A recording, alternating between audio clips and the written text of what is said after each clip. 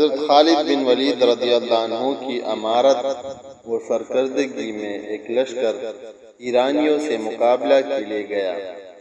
ایرانی لشکر کا سپہ سالار مشہور زمانہ پہلوان و بہادر رستم تھا۔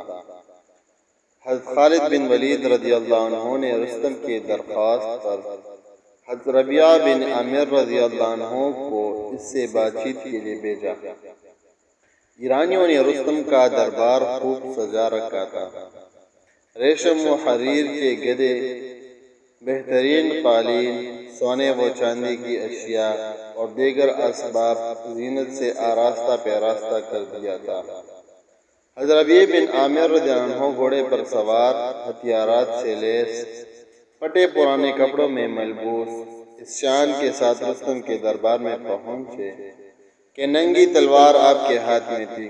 دربار میں رستم کا فرش بچھا ہوا تھا۔ آپ گھوڑے کو اسی پر چلاتے ہوئے اندر جانے لگے۔ رستم پہلوان کے آدمیوں نے ان کو روکا۔ اس نے کہا کہ کم سے کم تلوار تو زیر نیام کر لے۔ حضرت ربیعہ بن عامر رضی اللہ عنہ نے فرمایا کہ میں تمہاری دعوت پر آیا ہوں، میری مرضی اور خواہش سے نہیں۔ اگر تم اس طرح آنے نہ دو گے تو میں لوٹ جاؤں گا۔ جب رستم نے یہ دیکھا تو اپنے لوگوں سے کہا ان کو اسی حالت میں آنے دو۔ چنانچہ آپ اسی شان کے ساتھ رستم کے پاس پہنچے اور فرش جگہ جگہ سے تلوار کی نوک کی زد میں آ کر پھٹ گیا تھا۔ رستم نے پوچھا کہ آپ لوگ کیا چاہتے ہیں؟ حضرت ربیعہ بن عامر رضی اللہ عنہ نے ایسا جواب دیا جو ہمیشہ کے لیے لاجواب رہے گا۔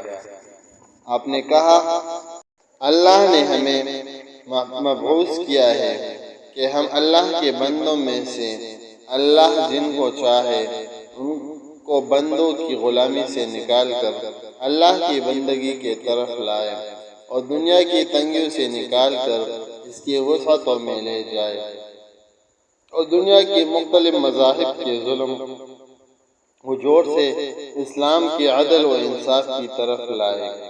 اس واقعے سے اسلامی معاشرے کی افراد کی مظاہر کائنات سے، دنیا کی دل فریبیوں سے اور مادی طاقتوں سے بے رغبتی اور بے خوفی کا عظیم الشان مظاہرہ ہو رہا ہے۔